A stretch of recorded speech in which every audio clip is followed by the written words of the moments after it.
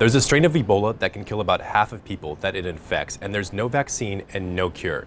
It's currently spreading in Central Africa, and it's been labeled a global health emergency. Here are 5 things that you need to know. There have been over 330 cases and 80 deaths reported so far. It's mostly spreading in the Democratic Republic of the Congo. There have also been a couple of travelers that have been identified in Uganda. Because there's no vaccine and no cure, health officials in the region are working to isolate those sick and quarantine those that are exposed.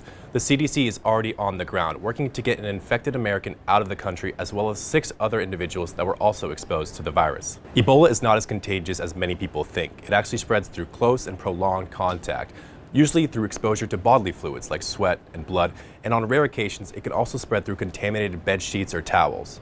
Most people develop symptoms within 21 days or 3 weeks. They typically start off dry, things like sore throat, headache, and fatigue, and then they will progress into what we call wet symptoms: vomiting, diarrhea, and internal bleeding.